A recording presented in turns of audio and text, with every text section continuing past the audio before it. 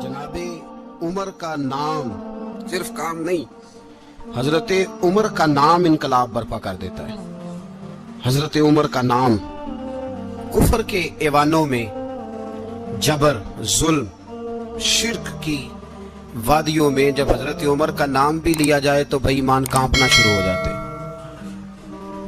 हजरत उमर फारूक रदी अल्लाह ताला अन्हु। हजरत उमर मामूली शख्स नहीं, मामूली आदमी नहीं। कुछ लोग सदियों के बाद पैदा होते हैं और कुछ लोग ऐसे होते हैं जो एक ही बार पैदा होते हैं, उन जैसा दूसरा पैदा होता ही नहीं, दूसरा उन तरह का पैदा होता ही।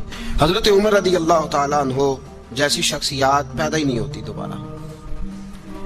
सारे सहाबा दरे रिसालत माप पे खुद आए। ये वो अजीम शख्स है जिसे अल्लाह के महबूब ने अल्लाह से मांग के लिया, कहा अल्लाह ये मुझे दे दे, अल्लाह से मांग के लिया है। इसलिए सूफिया कहते हैं कुछ मुरीद होते हैं, कुछ मुराद होते हैं। कुछ मुरीद होते हैं, कुछ मुराद होते हैं। मुरीद वो होता है जो चल के आता है, आके मुरीद होता है। मुराद वो होता है जिसे कहा जाता है कि ये कभी मेरा बन जाए ना, ये कभी आ जाए ना, मेरा बन जाए, उसको मुराद कहते हैं। हजरत उमर मुस्तफ़ा करीम की मुराद है, हुजूर की मुराद है। अल्लाहुम्मा आइज़्ज़िल इस्लामा बे इस्लाम उमर इब्ने खत्ताब। ऐ अल्लाह इस्लाम को इज्जत दे दे, मेरे उमर को कलमा पढ़ने की तौफीक अता फरमा दे। और कैसे दुआ मांगी? और यार हजरत उमर की तो इस फजीलत का कोई जवाब नहीं दे सकता मेरे रसूल पाक अलैहिस्सलाम। सबके लिए ही दुआ मांगते हैं ना, हुजूर की दुआ आम है, लेकिन मुस्तफ़ा करीम ने काबे का गुलाफ थाम लिया और गुलाफ काबा को हुजूर ने सीने से लिपटाया और सीने से चिमटा के कहा अल्लाह मैंने तो कभी सवाल ही ज्यादा नहीं किए, मैं करने आया हूं, मुझे उम्र दे दे, उम्र दे दे। हुजूर ने मांग के लिया। और फिर जब जिसको हुजूर मांगे अल्लाह से कि हजरत उमर रदी अल्लाह ताला अन्हु का आज यौम शहादत है, मेरा तो दिल करता था कि फजर से बातें शुरू हों और सारा दिन ही उमर की बातें होती रहे, सारा दिन जनाबे उमर की बातें, सारा दिन। इसलिए कि जिक्र जनाबे उमर का होगा पर राजी अल्लाह के रसूल होंगे सल्लल्लाहु। तो जाग के बैठे, खुश होके बैठे। हमारे यहाँ मनाया ही नहीं जाता। बाबे अल्लाह की साउन भादरों असू कता ते मुंडे जनवरी फरवरी। तो इस्लामी साल भी गया और वो तारीखें भी सारी गई। यकम मुहर्रम उम्मत मुस्लिमा के लिए बहुत बड़ा दिन है, बहुत बड़ा दिन। ये शहादत है हजरत उमर फारूक की रदी अल्लाह ताला। यहाँ छोटी छोटी बातों पे गवर्नमेंट छुट्टी करती फिरती है, छोटी छोटी बातों। इलेक्शन हो गया तो छुट्टी, फलां जगह पे थोड़ा सा किसी ने खबर दे दी कि कोई परेशानी है तो छुट्टी, फलां जगह ये हो गया तो छुट्टी। यहां तक के फलां वजीर साहब फलां इलाके में आएंगे तो सारे इलाके को छुट्टी। और अब तो इससे बड़ा हाल होने लगा है, अगर जिन लोगों की सिंध में हुकूमत है उनके लीडर का दिन आया तो उस दिन छुट्टी, और जिनकी पंजाब में हुकूमत है उनका दिन आया तो छुट्टी। हमारा मुतालबा है हुकूमत पाकिस्तान से, अगर सर उठा के जीना चाहते हो तो यकम मुहर्रम को छुट्टी किया करो। अगर सर उठा के जीना चाहते हो तो यकम मुहर्रम को छुट्टी करो जनाबे उमर के दिन। और मिल्लत के जवानों को बताओ कि अगर इज्जत की जिंदगी जीना चाहते हो तो उस तरह जियो जिस तरह फारूक आजम जी के गए। इज्जत और वकार की जिंदगी, जमहूरियत हजरत उमर से सीखनी पड़ेगी। हुकूमत करने के तरीके हजरत उमर से। रियाया को सीखना पड़ेगा कि अमीर किस तरह बनाया जाता है और अमीर किस तरह के होते हैं। यहाँ लोग हमें यूरोप की मिसालें देते हैं, लोग यहाँ हमें आकर के अमेरिका की मिसालें, उन्हें क्या पता हुकूमत क्या होती है। वो कहते हैं जी वो साइकिल पे जाता है उनका हुक्मरान। मैंने कहा वो साइकिल पे जाता है? मेरे उमर फारूक मदीने से मक्के गए थे तो पैदल ही हज करने चले गए, पैदल ही। और जनाब उमर फारूक रदी अल्लाह ताला अन्हु ईद की नमाज पढ़ाने गए। ईद की नमाज उमर खुतबा ईद देने गए। और इस जमाने में कौन सा गरीब है जो नंगे पांव जाता हो? कौन सा गरीब है जो मस्जिद नंगे पांव जाता हो? लोगों ने तो 3 किस्म की चप्पलें रखी हुई हैं। एक मस्जिद जाने की अलहदा है, घर पहनने की अलहदा है, शादी ब्याह पे जाने की चप्पल अलहदा है। हजरत उमर फारूक रदी अल्लाह ताला अन्हु निकले ईद का खुतबा देने के लिए, तो बीवी से कहने लगे जूता। उसने कहा साहब इतनी दफा टूटा है अब गांठा नहीं जा सकता, इतनी दफा टूटा है कि अब दोबारा पेमंद नहीं लग सकते। तो हजरत उमर कहने लगे चल कोई हर्ज नहीं है, बगैर जूते के नंगे पैर ही चलते हैं, کوئی حرج نہیں. تو کہنے لگے لوگ کیا کہیں گے؟ فرمایا چپ کر. لوگ جس دن عمر نے یہ دیکھ لیا نا لوگ اس کے بارے میں کیا کہتے ہیں، اس دن عمر نہیں رہے گا. تو کہا پھر آپ کا نظریہ کیا ہے؟ فرمایا میرا نظریہ یہ ہے کہ رب رسول میرے بارے میں کیا کہتے ہیں. لوگوں کا کیا ہے؟ لوگ کل کسی کے بارے میں کچھ کہتے ہیں اور پرسوں کچھ کہتے ہیں. میرا نظریہ یہ ہے کہ رب رسول میرے بارے میں ننگے پیر عمر جا رہے ہیں. کون جی؟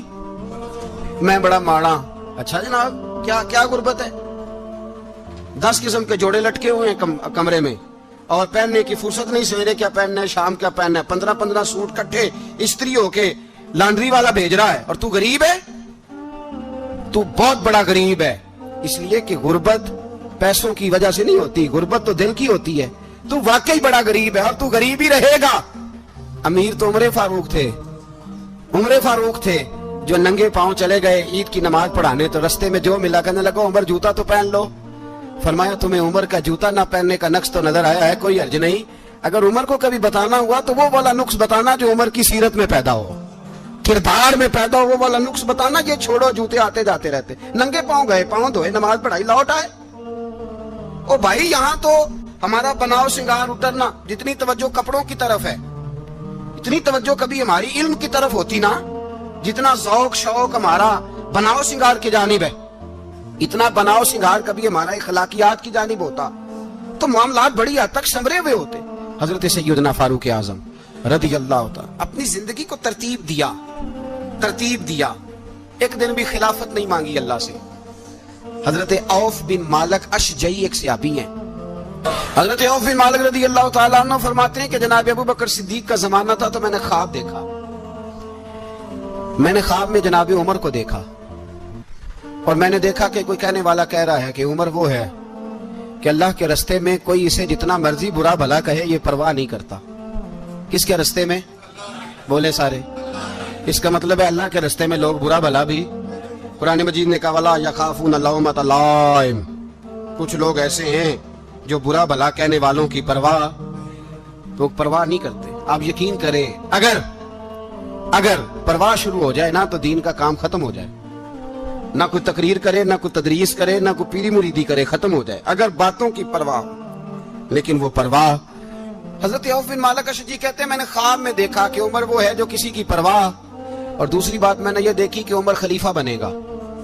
اور تیسری بات میں نے خواب میں یہ دیکھی کہ عمر شہید بھی کیا جائے گا، عمر شہید بھی ہوگا. یہ میں نے 3 باتیں خواب میں دیکھی.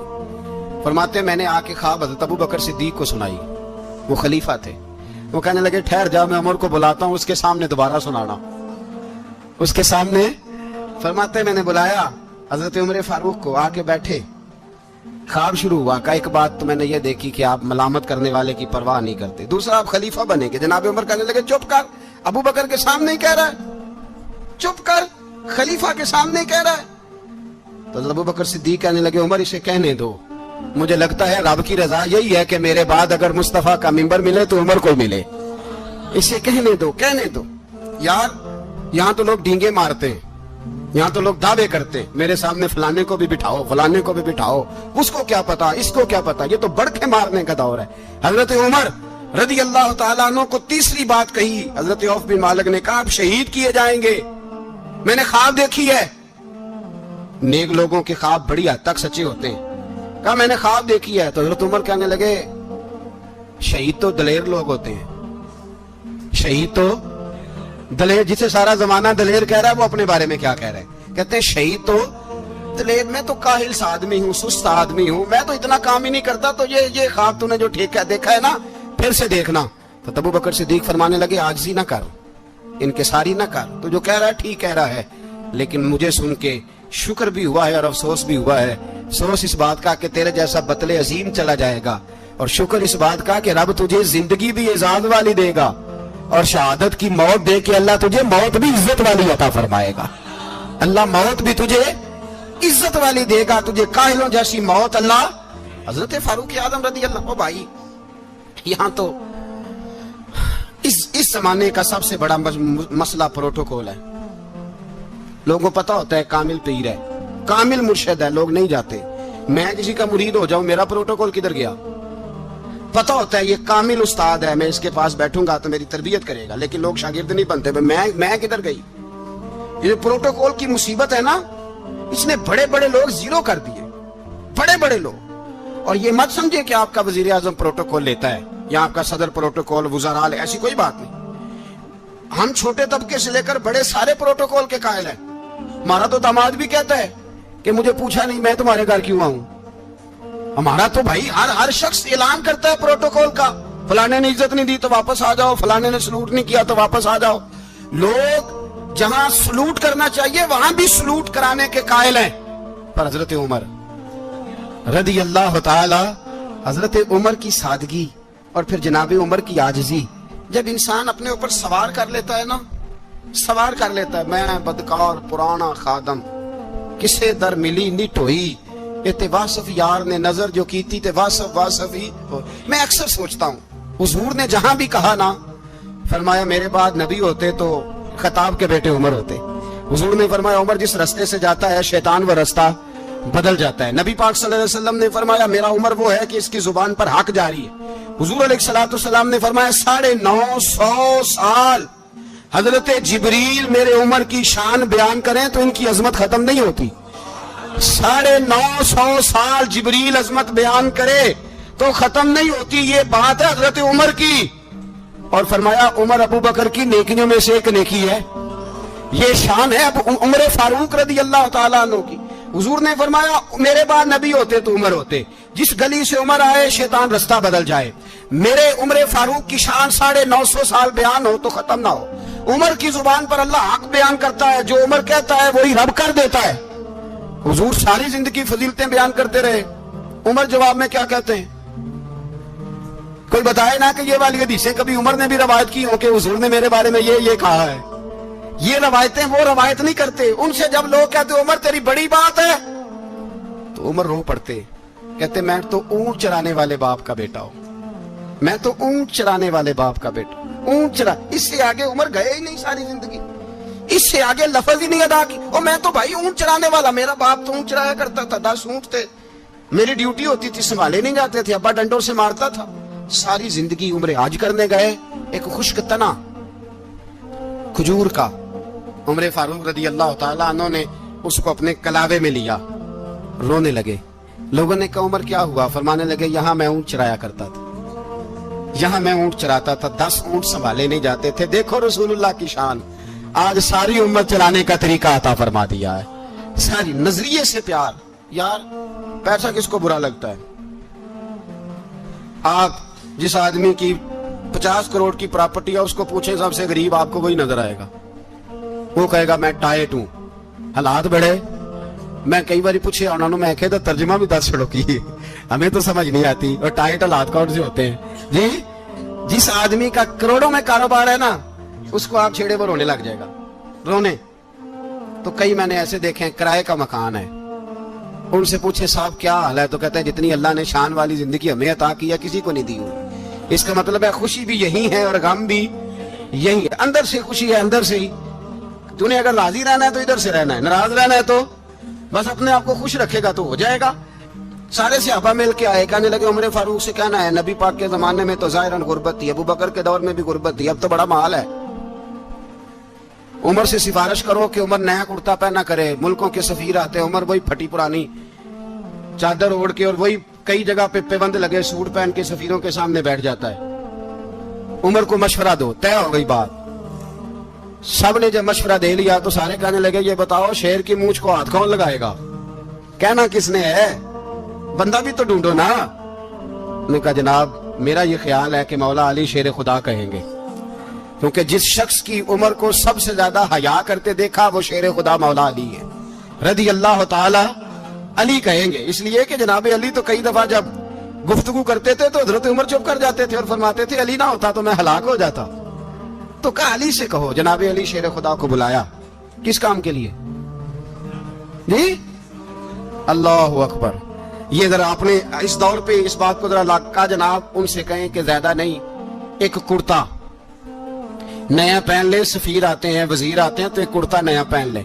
حضرت علی کو بلایا، فرمانے لگے کوئی اور بات ہوتی تو میں کہہ دیتا، یہ والی میں نہیں کہہ سکتا، کوئی اور ہوتی تو میں عمر کو کئی دفعہ کہہ دیتا ہوں، جلال میں بھی تو سن، یہ والی میں نہیں کہہ سکتا۔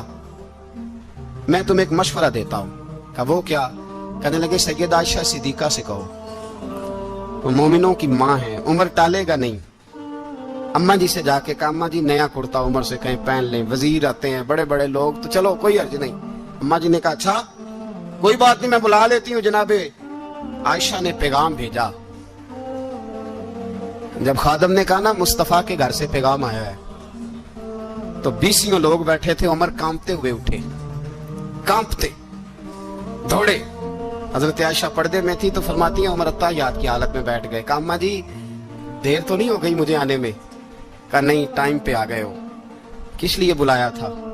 کہا عمر دیکھو غربت کے معاملات اور ہوتے ہیں, جب اللہ آسانی دے تو کوئی چیز استعمال کرنا حرام نہیں ہوتی, اگر حرام ہے تو بتاؤ. کہا نہیں اماں جی حلال ہی ہے.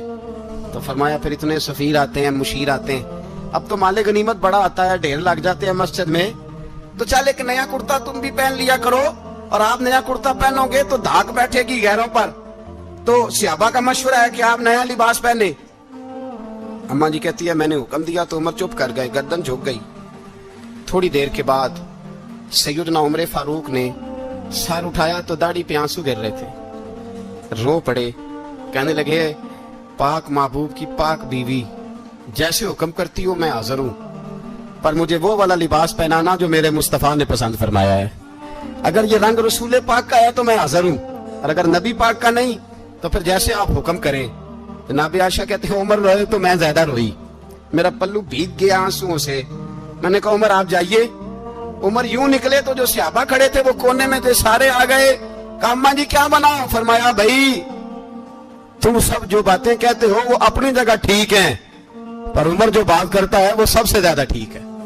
عمر جس پہلو پر بات کرتا ہے وہ یار ایسی عاجزی, ایسا رنگ, ایسا انداز, ایسا طرز حیات, ایسی زندگی.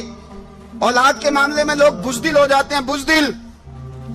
پر حضرت عمر کا بیٹا مصر گیا, وہاں سے کمائی کر کے لایا, تجارت کرنے گیا, لاکھوں کا مال. کون سا باپ ہے دنیا میں جس کا بیٹا باہر سے پیسے لے کے آئے تو ابا تفصیل پوچھے کہ بیٹا کہاں سے کمائے, کہاں سے لایا, کتنے ملے, کیوں آئے؟ کون سا باپ تفصیل پوچھتا ہے؟ ابا تو کہتا لا صحیح, اور تعریفیں کرتا ہے میرا بیٹا بڑی کمائی کرتا ہے. کبھی پوچھا ہے اس سے کہ ڈیوٹی صحیح دیتا ہے کہ نہیں؟ کبھی پوچھا ہے کہ تو ایمانداری کی روزی لاتا ہے کہ حرام کی کماتا ہے؟ یہ باپ کی ذمہ داری ہے, یہ اماں کی ذمہ داری ہے. پھر کہتا ہے بیماری کیسے آ گئی, پریشانی کیسے آ گئی؟ تو نے کبھی سوال کیا اپنی اولاد سے؟ حضرت عمر فاروق رضی اللہ تعالیٰ عنہ کا بیٹا مصر سے پیسے کما کے لایا تو جناب عمر نے بلایا, فرمایا بیٹے اتنی تو تیرے پاس راس ہی نہیں تھی, تھوڑے سے تو پیسے لے کے گیا تھا, اتنی کمائی کیسے ہو گئی؟ اتنے تو پیسے نہیں تھے صاحب, کہاں سے کمائی لائے؟ اس نے کہا ابا جی وہ جو میرے چچا ہے نا مصر کے گورنر, آپ کے دوست, انہوں نے میری مدد کی ہے. فرمایا جتنے لوگ گئے تھے سب کی ہے مدد اس نے؟ کہا نہیں صرف میری کی. فرمایا تیری کیوں کی؟ تیری کیوں کی؟ کہا حضور آپ کے دوست ہیں. فرمایا چپ کر, حضور انہوں نے مجھے اتنے پیسے دیے, میں نے کاروبار میں ڈالے تو نفع آیا تو میں ان کی رقم دے کے. فرمایا خاموش ہو جا, باقی جتنے لوگ گئے تھے سب کی مدد کی اس نے؟ کہا نہیں حضور صرف میری کی. فرمایا اس نے تیری مدد نہیں کی, اس نے خلیفہ کے بیٹے کی مدد کی, اس لیے کہ وہ خلیفہ کو اپنے حق میں نرم کر سکے. فرمایا آدھا مال تیرا ہے, آدھا مال غنیمت کا ہے, مال خزانہ کا ہے, مسلمانوں کا ہے, اس لیے کہ تو جو وہاں سے مال کما کے لایا ہے وہ اپنے باپ کے خلیفہ ہونے کی وجہ سے کما کے لایا ہے, لہذا رکھ ادھر. یہاں کہتے ہیں کدھر سے آیا, کیسے آیا, کون سا حساب دیں, کیا کریں؟ او بھائی حضرت عمر رضی اللہ تعالیٰ عنہ کا اپنی اولاد کے بارے میں یہ رنگ ہے. ایک جنگ سے نا خوشبو آئی, خوشبو بڑی مہنگی ہوتی تھی, عرب میں خوشبو آج بھی بڑی مہنگی ہے, وہ زیادہ استعمال کرتے ہیں. میری باتوں کی سمجھ آ رہی ہے میرے بھائی؟ بڑی مہنگی خوشبو تھی. جب وہ خوشبو آئی تو حضرت عمر نے کہا, گھر میں پہلے پہنچی حضرت عمر کے, چونکہ زیادہ عورتیں استعمال کرتی تھی گھر کے اندر خوشبو, مرد بھی لگاتے تھے. حضرت عمر نے اپنی بیوی سے کہا, آپ کی زوجہ تو تھی وہ بڑی خوشبو کو پسند کرتی تھی. حضرت عمر نے اپنی زوجہ سے کہا کہ خوشبو لاؤ, میں نے ایک عورت کی ڈیوٹی لگائی ہے, وہ خوشبو تول کے نا تو حصہ برابر صحابہ میں بانٹ دے گی. تو آپ کی زوجہ کہنے لگی کسی بی بی کی ڈیوٹی لگانے کی کیا ضرورت تھی, میں جو موجود تھی میں بانٹ دیتی ہوں تول کے حصہ برابر. آپ نے فرمایا نہیں تو رہنے دے, وہ فلانی بی بی بانٹے گی. حضور میں نے بھی بانٹنی ہے, میرے پہ کچھ حق ہے؟ آپ نے فرمایا نہیں تو تفصیل نہ پوچھ, تو خوشبو دے دے کوئی اور بانٹے گی. خاتون خانہ تھی نا, کہنے لگی نہیں مجھے بھی آج آپ کو بتانا ہی پڑے گا کہ کوئی جو بانٹ سکتی ہے تو میں کیوں نہیں بانٹ سکتی؟ زوجہ کہتی عمر نے بات کی تو میری چیخیں نکل گئی۔ حضرت عمر فرمانے لگے جب تو خوشبو بانٹے گی نا تیرے ہاتھوں کو بھی لگے گی، تیرے دوپٹوں کو بھی لگ جائے گی۔ اگر رب کریم نے مجھ سے سوال پوچھا کہ عمر خوشبو تو مسلمانوں کی تھی، تیری بیوی کے دوپٹے کو کیوں لگ گئی، تو میں اللہ کے حضور کیا جواب دوں گا؟ اگر اللہ نے یہ سوال کیا کہ تیری بیوی نے کیوں لگائی، وہ تو حصہ تھا مسلمانوں کا، تو نے تیری بیوی نے کیوں لگائی؟ تو فرمایا میں نہیں چاہتا کہ اللہ کے حضور مجھے اور تجھے باز پرس ہو، لہذا کسی اور کو بانٹنے دے۔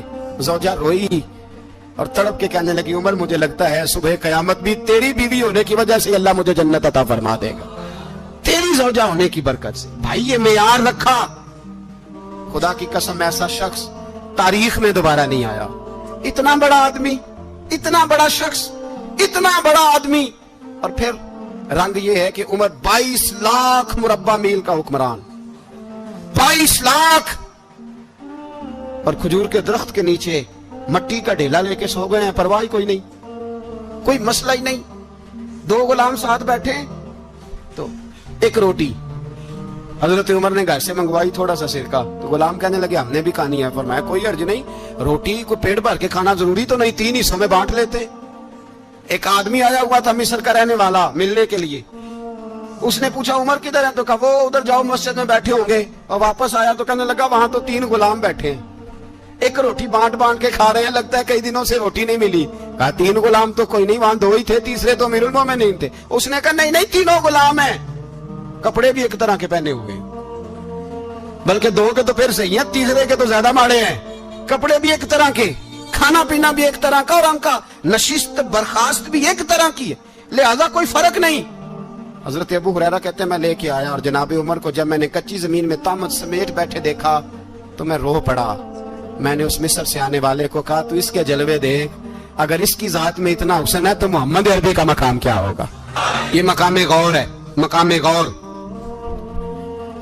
10 محرم کو لوگ دیگے پکائیں گے نا، نہیں پکانی ہے؟ کوئی بول دے نہیں، ہاں نہ نہیں کر دے، پروگرام بدلیا تو نہیں دی عید کی کہ وہی کام شروع ہویا لاسٹ ایٹ ہونے والا، کیوں جی پکڑیں گے نا دیکھیں 10 محرم کو انشاءاللہ تعالی، ہم بھی پکائیں گے انشاءاللہ، یہاں بھی پروگرام ہوگا۔ تو 10 محرم کو جو دیگ پکنی ہے تو ایسا نہیں ہو سکتا کہ 1 محرم کو حضرت عمر کے نام کی بھی کوئی پک جائے۔ اگر امام حسن حسین کے نام کی دیگیں پکے تو جو امام حسن حسین کے سے پیار کرنے والے ہیں، جو امام حسن حسین سے، ہم لوگوں نے بھی عجیب رٹا اپنایا ہے نا، ہم لوگ بات کا ایک پہلو دیکھتے ہیں دوسرا نہیں دیکھتے۔ حضرت امام حسن اور حسین کو بھی نبی پاک نے شہید کہا، اور جناب عمر کو بھی رسول اللہ نے خود شہید فرمایا، فرمایا شہید ہے، خود فرمایا اپنی زبان سے کہ یہ شہید ہے، خود میرا عمر شہید ہے۔ تو ان کے نام کی دیگ نہیں پکنی چاہیے، اس طرف نہیں ہماری توجہ ہونی چاہیے۔ اور اہل بیت نبوی، یہ بات میں پہلے بھی کرتا ہوں، آج پھر کرنا ضروری سمجھتا ہوں، اہل بیت کا پیار سن لو کان کھول کے، اہل بیت کا پیار اگر ہمیں کسی نے سکھایا ہے تو سیدنا عمر فاروق نے سکھایا ہے۔ اہل بیت نبوت کی محبت اگر کسی نے سکھائی ہے تو کس نے سکھائی ہے؟ بول کے بتائیے، حضرت عمر نے۔ اہل بیت کا پیار ہمیں حضرت عمر نے بول کر کے سکھایا ہے۔ بھائی یاد رکھیں، کسی کی طاقت نہیں تھی دم مارنے کی حضرت عمر کے سامنے، طاقت ہی نہیں تھی، کیسر و کسرا کانپ جاتے تھے، جرأت ہی نہیں کرتے تھے حضرت۔ اور ہمارے تو تعلقات بڑے ہیں نا غیروں سے۔ حضرت ابو موسیٰ اشعری رضی اللہ تعالیٰ عنہ فرماتے ہیں میرا منشی عیسائی تھا، وہ کاتب کہتے تھے وہ لوگ، میرا حساب کتاب عیسائی تھا۔ تو فرماتے ہیں ایک دن میں نے وہ سارا حساب کتاب لین دین کے حضرت عمر کو دکھائے تو فرمانے لگے جس نے لکھے ہیں اس کو بلاؤ۔ کہنے لگے ضرور مسجد نہیں آ سکتا۔ کیوں نہیں آ سکتا؟ کہنے لگے وہ عیسائی ہے۔ کہتے ہیں حضرت عمر جلال میں آ گئے۔ آپ فرمانے لگے جنہیں رب دور کرتا ہے تم کیوں قریب کرتے ہو؟ جنہیں اللہ دور کرتا ہے۔ فرمایا تم غیروں کو اگر عہدے دو گے تو اپنوں کا کیا بنے گا؟ اگر تم غیروں کو عہدے دو گے تو اپنوں کا، یہ سوچ ہے جو آج برما کے مسلمانوں کے لیے بھی ضروری ہے۔ کہا اگر تم غیروں کو عہدے دو گے تو اپنوں کا۔ ہم نے غیروں کو عہدے دیے تو دیکھا نا اپنے کس طرح کاٹے جا رہے ہیں۔ غیروں کو جو عہدے دے دیے جرانے سارے غیروں سے، روز دعویٰ ہوتا ہے چین ہمارا سجن ہے، چین ہمارا دوست ہے۔ او بھائی دوست ہے تو اس سے کہو نا کہ برما تو تمہاری ایک چھوٹی سی ریاست ہے، چین کے بغیر تو وہ سانس بھی نہیں لے سکتا، اس کو کہو نا اس حکومت پہ دباؤ ڈالے۔ لیکن ہم لوگوں نے غیروں کو عہدے دیے تو اپنے پس گئے۔ حضرت عمر کہتے تھے ذمی کا ہم ادب کریں گے، ذمی کافر کا ہم ایسا کافر جو مسلمان ریاست کو قبول کرے، بدامنی نہ پھیلائے۔ ایک آدمی کو آپ نے دیکھا آنکھوں سے نابینا ہے اور بھیک مانگ رہا ہے، تو حضرت عمر کو نظر آ گیا، فرمایا کون ہو؟ اس نے کہا میں یہودی ہوں۔ فرمایا بھیک کیوں مانگتے ہو؟ کہا جب تک تندرست تھا مسلمانوں کو جزیہ دیتا تھا، بوڑھا ہو گیا ہوں کیا کروں؟ حضرت عمر نے گھوڑے کی پشت پہ بٹھایا، کافر کو گھوڑے کی پشت پہ بٹھایا اور بٹھا کے مدینے لائے۔ حضرت علی شیر خدا وزیر خزانہ تھے، فرمایا علی اس کا وظیفہ جاری کرو۔ کہا یہ کون ہے؟ فرمایا یہ یہودی ہے، لیکن یہ ہمیں جزیہ دیتا رہا، بوڑھا ہو گیا بیچارہ، بھیک مانگنے پہ مجبور ہے، ہماری حکومت کے اندر رہتا ہے، اس کا پورا وظیفہ جتنا خرچہ اتنا وظیفہ لگاؤ۔ حضرت علی کہتے ہیں میں وظیفہ لگا رہا تھا اور وہ میرے نبی کا کلمہ پڑھ رہا تھا، وہ رسول اللہ کا کلمہ پڑھ رہا تھا۔ یہ مزاج، یہ نہیں کہ کافر۔ حضرت عمر نے گورنروں کو خط لکھے تھے کہ زبردستی کسی کو مسلمان نہیں کرنا، جہاں ان کی عبادت گاہیں بنی ہو گرانی نہیں، کوئی مندر کوئی گرجا ضائع نہیں کرنا۔ اسلام سب کو جینے کا موقع دیتا ہے، پر بے ایمانو ظالموں بدذاتوں تمہیں یہ کہتا ہے کہ ہم تمہیں جینے کا موقع دیتے، تم بھی مسلمانوں کو جینے کا موقع دو۔ یہ جہاں بستے ہیں جہاں رہتے ہیں انہیں وہاں جینے کا موقع دو، انہیں بھی اللہ اکبر کہنے کا موقع دو، انہیں بھی قرآن پڑھنے کا موقع دو، انہیں بھی رسول اللہ پر درود پڑھنے کا موقع دو۔ ہمارے ملک میں عیسائی اپنی مرضی سے کھلے عام تبلیغ کرتے ہیں، یہاں تو چینل چلائے ہیں عیسائیوں نے۔ کسی مذہبی جماعت نے کبھی جلوس نکالا ہے کہ عیسائیوں کا چینل بند کرو؟ بولے نکلا ہے کہ نہیں نکلا؟ کتنے ظلم کی بات ہے۔ ہم جب غیر کو اتنا تحفظ دیتے ہیں، اتنا تحفظ دیتے، ہم نے دیکھا ہے، مجھے 20 لوگوں نے عید پہ ٹیلی فون کیے کہ عیسائیوں کو قربانی کا گوشت دے لیں، مجبور ہیں جی، دروازے پہ آ گئے ہیں، ہمارے کام کاج کرتے ہیں۔ 20 لوگ، عام آدمی کے دل میں ان کا اتنا جذبہ ہے، وہ مسائل کا بیان کرنے ایک علیحدہ بات، لیکن ہمارے دل کافر کے حق میں بھی نرم ہو جاتے ہیں۔ ان کس قدر زیادہ بےایمان ہو اور کفر کس قدر زیادہ ذلیل ہو گیا ہے کہ مسلمان کے حق میں نرم ہوتا ہی نہیں، اور اس سے بڑے ذلیل وہ ہیں جو ان ذلیلوں کے سپورٹر ہیں، وہ کسی عرب ملک کے حکمران ہو یا کسی اور جگہ کے، وہ بڑے ذلیل ہیں جو ان ذلیلوں کے سپورٹر ہیں، جو برما کی بچیوں کے قتل پر اپنی حکومتیں چمکا رہے ہیں، انہیں شرم نہیں آتی۔ اس قدر مسلمان تڑپا ہے، لیکن ان بے غیرتوں کو ذرا ہوش نہیں آئی، اور یہ ان کے کماش، ان کے دلال جو ہر جگہ ان کی سپورٹ کر کے اپنی حکومتیں قائم کرتے ہیں، بے ایمانوں کو پتہ نہیں کہ کب ان پر اللہ کا عذاب اترے گا اور کس طرح ان کے پرخشے اڑیں گے۔ تمہیں اپنی ذلت اور رسوائی نظر نہیں آ رہی کہ زمین کس طرح تمہارے لیے تنگ ہو گئی ہے؟ اس سے زیادہ اور تمہاری رسوائی کیا ہوگی؟ ڈرو اللہ سے، اور یہ تو دنیا کا عذاب ہے۔ ان بطش ربک لشدید، میرا رب کہتا ہے قیامت تو قائم ہونے دے، جتنا سخت تیرے رب کی پکڑ ہے اتنی کسی دوسرے کی ہو سکتی، یاد رکھی۔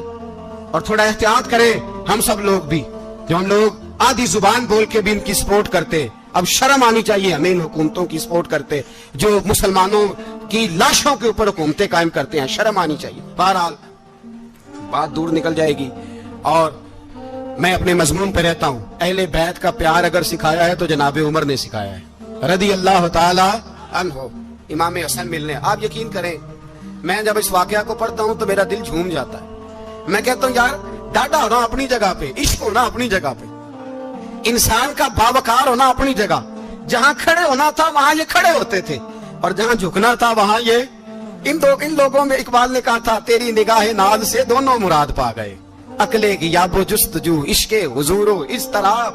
جہاں اگر آیا ہے سامنے کیسر و کسرا تو عمر جیسا دلیر کوئی نہیں، اگر سامنے آیا ایران کا بادشاہ تو عمر جیسا تگڑا کوئی نہیں، اگر آیا ہے سامنے غسان کا بادشاہ تو عمر جیسا عادل کوئی نہیں، لیکن اگر علی کا بیٹا آیا ہے، اگر فاطمہ کے لال پارے آئے ہیں تو پھر فاروق اعظم سے جیسا محب کوئی نہیں، پھر ان سے جیسا پیار کرنے والا کوئی نہیں۔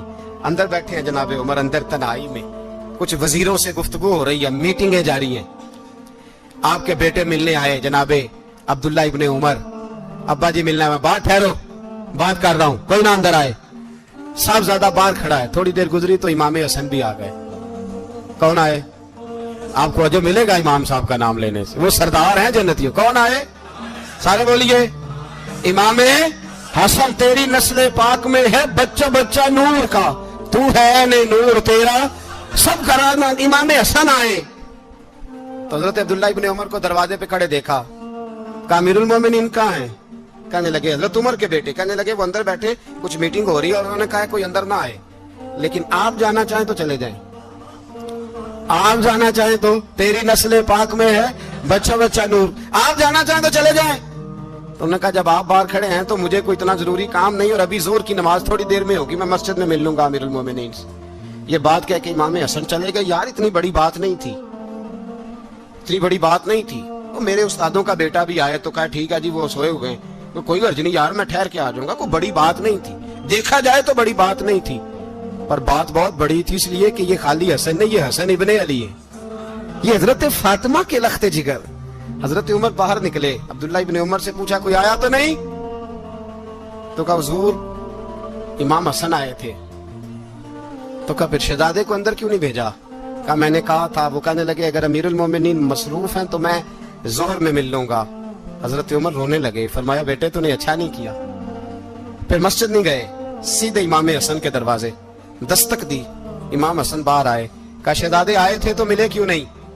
تو امام حسن کہنے لگے حضور آپ کا اپنا بیٹا دروازے پہ کھڑا تھا، آپ کا اپنا بیٹا دروازے پہ کھڑا تھا، اور منع بھی کیا تھا آپ نے تو میں زور میں مل لیتا۔ حضرت امام حسن فرماتے جوش جذبات میں جناب عمر نے سر سے پگڑی اتار دی، جوش جذبات میں کہنے لگے حسن میرے بیٹے کا اور آپ کا کیا مقابلہ؟ کیا اس کی ماں کا نام فاطمہ الزہرا ہے؟ کیا اس کی نانی کا نام خدیجہ الکبریٰ ہے؟ کیا اس کے نانے کا نام محمد مصطفیٰ ہے؟ آپ کا اور اس کا کیا مقابلہ؟ پھر رو پڑے اور کہنے لگے بیٹے میں مکے کے صحراؤں میں اونٹ چرایا کرتا تھا، یہ جو میرے سر پر عزت کے بال ہیں یہ تیرے نانے کے اگائے ہوئے، میں مکے کے خبردار شہزادے خبردار۔ او بھائی اہل بیت نبوت کے ادب کا رنگ اگر سکھایا ہے تو سیدنا عمر نے سکھایا ہے۔ حضرت عمر فاروق اتھارٹی ہے، اسلام کی اتھارٹی۔ یکم محرم حضرت عمر کی شہادت ہے۔ یہودی بول اٹھا، کافر بول اٹھا، اگر 6 مہینے عمر دنیا میں اور رہتے تو دنیا میں کوئی کافر موجود نہ ہوتا۔ 6 مہینے۔ اور جب اس بطل جلیل کا جنازہ اٹھا، اللہ بخاری پڑھیے نا، اللہم ارزقنا شہادتا فی سبیلک، اللہ بسترے کی موت نہ دینا، شہادت کی دینا۔ عمر شہید ہوئے، مسجد نبوی میں نماز پڑھاتے، اور جب جنازہ اٹھا تو مدینے کا پھر پیچھے جو دلیر بچے وہ مولا علی تھے۔ مولا علی جناب عمر کا جنازہ اٹھا تو سب سے پہلی ہائے جو نکلی وہ حضرت علی کی زبان سے نکلی، اور حضرت علی ساری داڑھی آنسوؤں سے بھر گئی۔ لوگوں نے کہا کہ علی کیا ہوا؟ فرمانے لگے تم دیکھ نہیں رہے جنازہ کس کا اٹھا ہے، پلٹ کے دیکھو تو صحیح، تم پتہ نہیں یہ کون گیا ہے؟ کہ حضور کیا ہوا؟ آپ فرمانے لگے عمر اس طرح کے کام کر کے گیا ہے، اب ان کے رستوں پہ کون چلے گا؟